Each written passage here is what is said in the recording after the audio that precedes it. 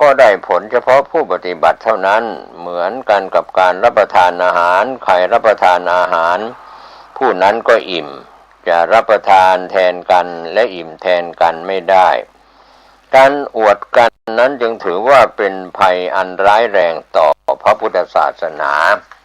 ในข้อถัดมาเมื่อไม่ให้อวดกันแล้วก็ผู้ปฏิบัติธรรมจะถูกคนถามเป็น3 จำพวกถูกถามเพื่อคอยจับผิดนั้นก็มีเป็นข้อแรกการถามเพื่อคอยจับผิดนั้นโดยมากผู้ถามเป็นคนไม่มีศรัทธาไม่มีความเชื่อไม่มีความเลื่อมใสจึงได้ถามเพื่อคอยจับผิดเช่นเราไม่ได้เรียนปริยัติเขาก็เอาปริยัติมาถามเมื่อเราตอบไม่ถูกความประสงค์ของผู้ถามหรือตอบไม่ได้ก็จะเป็นเหตุให้ผู้ถามนั้นเข้าใจผิดและคอยจับผิดเช่นถามว่า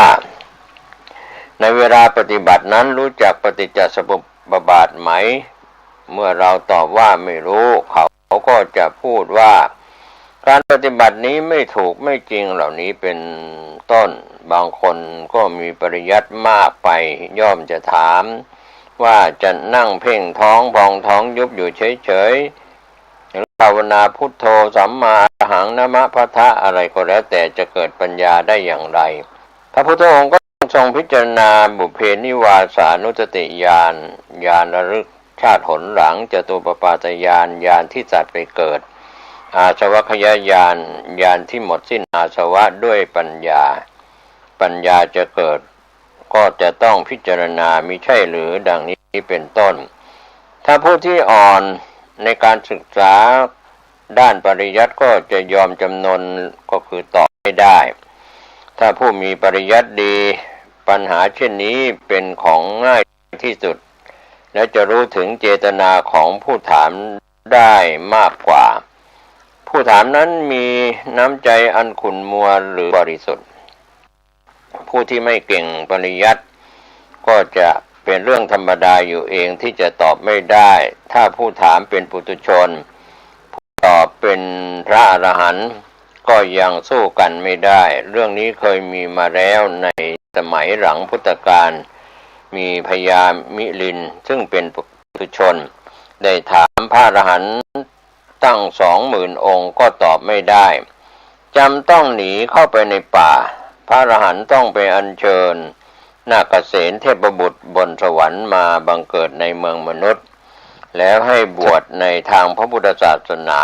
ศึกษาเล่าเรียนพระปริยัติจนแตกฉานในพระไตรปิฎกเจริญสมถะและวิปัสสนากรรมฐานได้บรรลุมรรคผลนิพพานแล้วจึงสามารถโต้ตอบกับพญามิลินผู้เป็นปุถุชนได้ในเป็นถัดมาถ้าถามเพื่อยั่วกิเลสการถามเพื่อยั่วกิเลสนั้นเช่นหาอุบายให้ผู้ปฏิบัติโกรธเพื่อจะได้แสดงกิเลสหยาบออกมาให้เขาเห็นสุดแท้แต่กุศโลบายของผู้นั้นฉะนั้นนักปฏิบัติกรรมฐานต้องเป็นผู้อดทน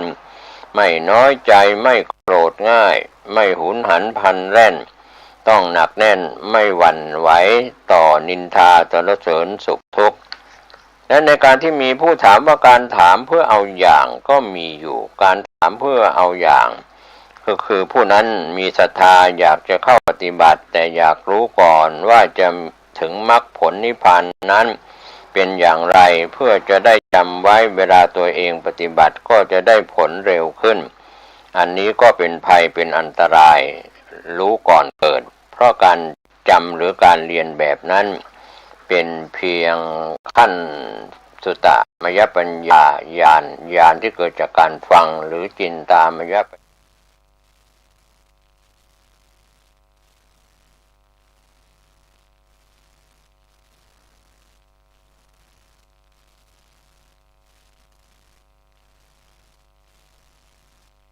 มาดูแลอุปการะได้ถือว่าพ่อแม่ดุจดังพระอริยสงฆ์เป็นทักษิณบุคคลควร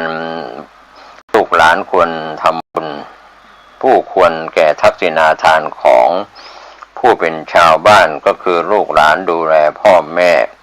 การที่ลูกได้เพียรใจเยือกเย็นไปทุกหย่อมย่าแม้ในคุกในตาราง ก็ไม่เลือกที่รักไม่มักที่ชัง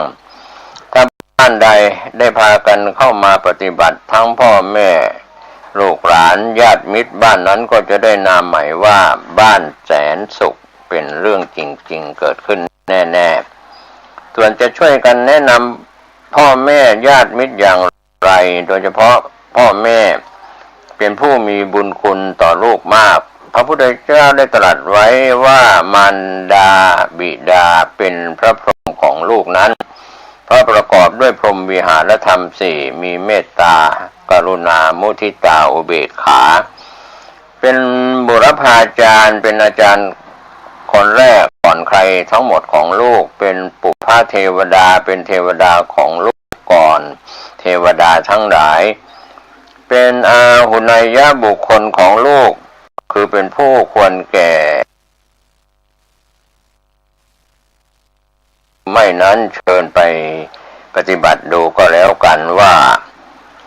มีจริงหรือไม่มีจริงเรื่องของนรกสวรรค์มรรคผลนิพพานขอให้ท่านบรรพชิตและอุบาสกอุบาสิกา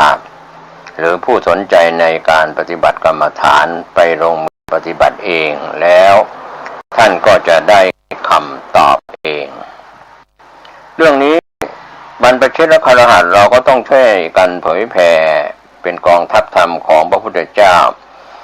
กองทัพของฝ่ายโลกอันประกอบไปด้วยแสนยานุภาพอย่างมากมายสำหรับป้องกันและปราบปรามข้าศึกที่จะมารุกรานประเทศชาติบ้านเมืองของเรานั้นส่วนแสนยานุภาพแห่งกองทัพธรรมสำหรับให้พุทธบริษัทพระภิกษุณีอุบาสกอุบาสิกาพากันนำระเบิดปรมาณูคือพระไตรลักษณ์ทุกขังอนิจจังอนัตตาไปทิ้งที่กายนครป้องกันก็คือไปกำหนดดูกายป้องกันและปราบปรามข้าศึกภายในคือกิเลสทั้ง10มีโลภโกรธหลงมานะถือตัวทิฏฐิความเห็นผิดความไม่ละอายบาปความไม่กลัวบาปเหล่านี้เป็นต้นก็มีการปฏิวัติคนไม่ดีให้กลับเป็นคนดีทำคนดีอยู่แล้วให้ดียิ่งขึ้นเป็นทวีคูณมากมายหลายเท่าถ้ากองทัพธรรมของพระพุทธเจ้ายกขบวนไปถึงไหนก็จะมีความชุ่มชื่นเย็นอกเย็นใจเยือกเย็นไปทุกหย่อมย่าแม้ในคุกในตารางก็ไม่เลือกที่รักไม่มักที่ชังถ้าท่านใดได้พากันเข้ามาปฏิบัติทั้งพ่อแม่ลูกหลานญาติมิตรบ้านนั้นก็จะได้นามใหม่ว่าบ้านแสนสุขเป็นเรื่องจริงๆเกิดขึ้นแน่ๆส่วนจะช่วยกันแนะนำพ่อแม่ญาติมิตรอย่างไรโดยเฉพาะพ่อแม่เป็นผู้มีบุญคุณต่อลูกมากพระพุทธเจ้าได้ตรัสไว้ว่ามารดาบิดาเป็นพระพรหมของลูกนั้นเพราะประกอบด้วยพรหมวิหารธรรมสี่มีเมตตากรุณามุทิตาอุเบกขาเป็นบุรพาจารย์เป็นอาจารย์คนแรกก่อนใครทั้งหมดของลูกเป็นปุพพเทวดาเป็นเทวดาของลูกก่อนเทวดาทั้งหลายเป็นอาหุนยะบุคคลของลูกคือเป็นผู้ควรแก่